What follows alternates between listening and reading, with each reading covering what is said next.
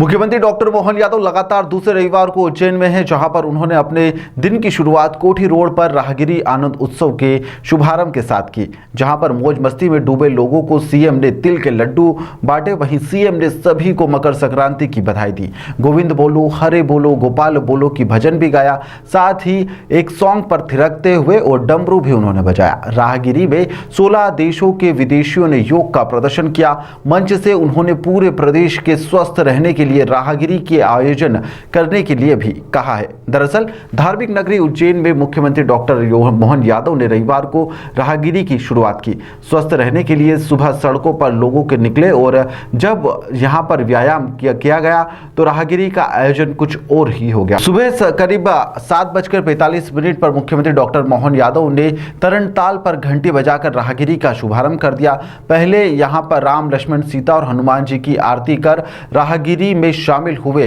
उसके बाद में राहगिरी आनंद उत्सव में पारंपरिक खेलों के साथ में मनोरंजनात्मक कार्यक्रम भी आयोजित किए गए, जिसमें अंटी, रस्सी कूद, बोर दौड़ के साथ ही सितोलिया जैसे कई खेल खेले गए। साप्ताहिक कार्यक्रमों में हरियाणवी और मालवी नृत्य, गरबा, कथा सागर, अखाड़ा प्रदर्शन, एरोबिक्स सहित कई तरह के प्रदर्शन यहां पर हुए। आनंद महोत्सव में विदेशी सैलानियों ने भी भाग लिया। इस दौरान मलखम का भी प्रदर्शन हुआ। आनंद उत्सव में विदेशी सैलानी भी शामिल हुए, जहां पर जय श्री राम का उद्घोष करते हुए 22 जनवरी को पूरे भारत में इसे सेलिब्रेट करने का भी प्रण लिया गया।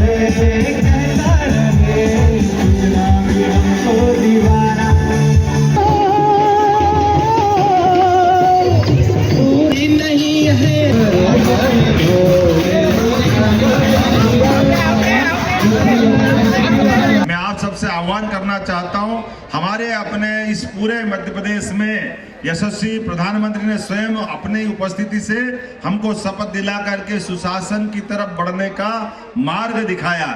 निश्चित रूप से 8.5 करोड़ प्रदेश की जनता माननीय मोदी जी के नेतृत्व में मध्य प्रदेश सरकार के साथ, डबल इंजन की सरकार के साथ सबकी भलाई और बेहतरी के लिए और मध्य प्रदेश को देश में नंबर 1 के राज्य बनने की दिशा में आगे बढ़ती रहेगी।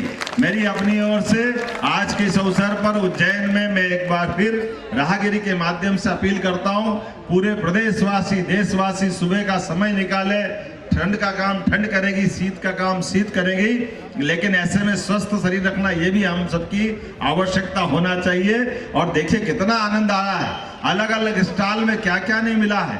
राहगिरी के माध्यम से कहीं कोई सुभजन अपने ला रहे हैं, कोई अपनी मंगल कामना दे रहा है, कोई अपने वृक्ष मित्र की अपनी अलग स्थिति बता रहा है, कोई आयुर्वेद से प्रेम करने वाले विद्यार्थी दिखाई दे रहे हैं। अलग अलग प्रकार के विविध विधाओं के अलग अलग मंचों से आपने इस राहगिरी का आनंद का कई गुना ज्यादा आनंद बढ़ा दिया है और उस आनंद में मैं भी सराबोर हुआ। मैं आपका आभार भी मानता हूं और उम्मीद करता हूं कि पूरे प्रदेश के अंदर जगह जगह ऐसी राहगिरी अपनी ठंड के समय चलती रहे।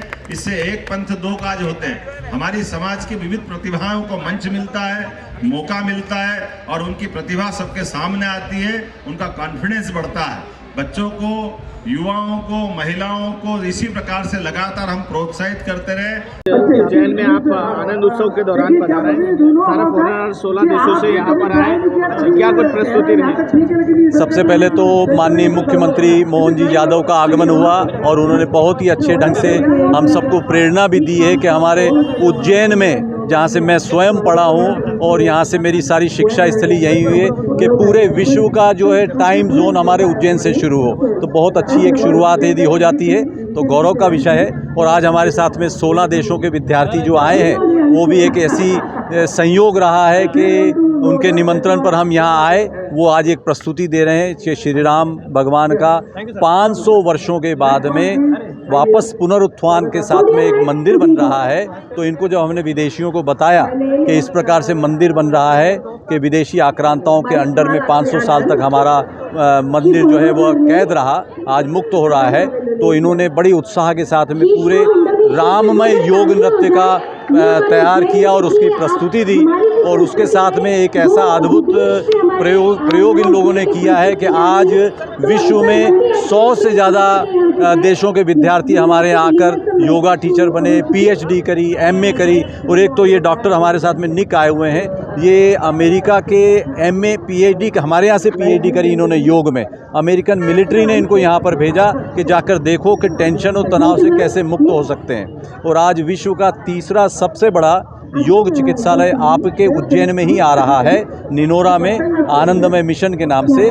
और अभी जितने भी विदेशी यहाँ पर आए हैं ये सब बहुत उत्साहित हैं कि भारत जो एक विश्व गुरु था पुनः विश्व गुरु के स्थापना में पहुँच रहा है। और हम सब भारतीयों के लिए बहुत ही गौरव का विषय है कि आज हम पुनः योग के माध्यम से विश्व गुरु बनने की राह पर आ गए। हम सब बहुत बहुत शुक्रगुजार हैं।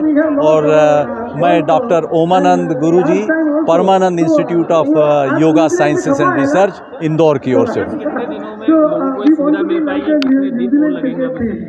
कितना रहेगा ये जो विश्व का तीसरा सबसे बड़ा योग चिकित्सालय आ रहा है, यह निनोरा उज्जैन में, यह फर्स्ट फेज़ हमारा लक्ष्य है कि हम नवंबर 17 को इसको स्टार्ट कर दें।